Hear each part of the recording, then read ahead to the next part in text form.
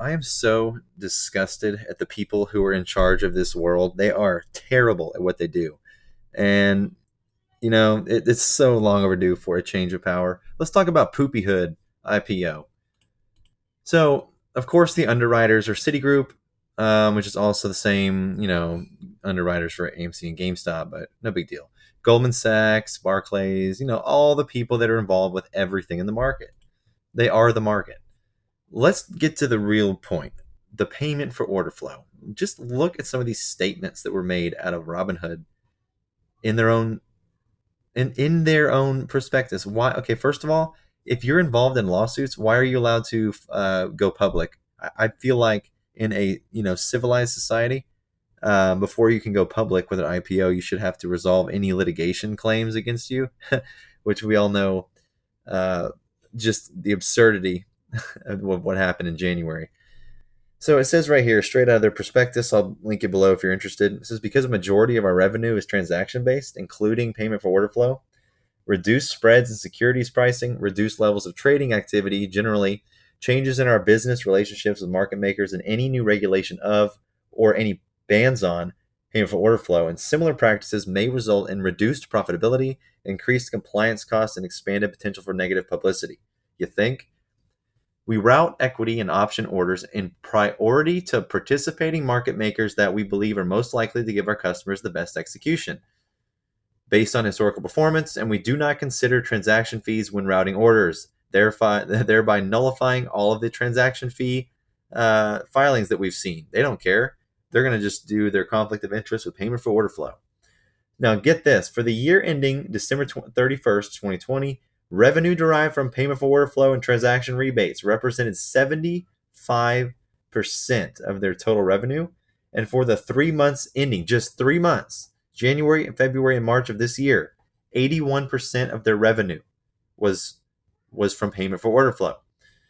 They give an excuse: computer-generated buy-sell programs and other technological advances and regulatory changes in the marketplace may continue to tighten spreads on transactions, which could lead to a decrease in our payment for order flow earned from market makers. Oh, we wouldn't want that. Our transaction-based revenue could also be harmed by decreased levels of trading generally. That's funny. How come you halted the trading then in January if you saw historic trading levels? That's how your order flow system's based, right? I mean, look at your overall performance chart. It's clear your scam model that was pioneered by a scam artist is engineered to work off of volume. So you're telling me that when you had record-breaking volume in January of this year, you had to halt trading because the primary source of your income wasn't working for you? I'm not buying it. And the fact that anyone with a law degree bought this crap, they're just as crooked as the rest of them. This is bullshit. So just look at the jump from 2019 to 2020. It's clear as day. The COVID scheme was the plan. As soon as we see COVID hit, boom, everyone starts trading. It's marketed like crazy. Weeble's marketed. Everything's marketed. Let's trade. Everyone trade. Come give us your order flow. Golly, it all needs to come crashing down. It really does.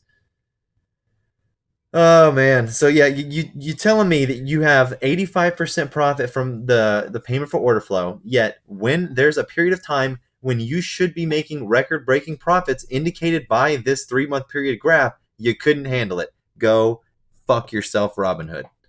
Beginning on December 23rd, 2020, 6 putative securities fraud class action lawsuits were filed against RHM, RHF, and or RHS. The lawsuits generally allege that we violated the duty of best execution and misled putative class members by publishing misleading statements and omissions. Why are they allowed to file an IPO? This just pissed me off.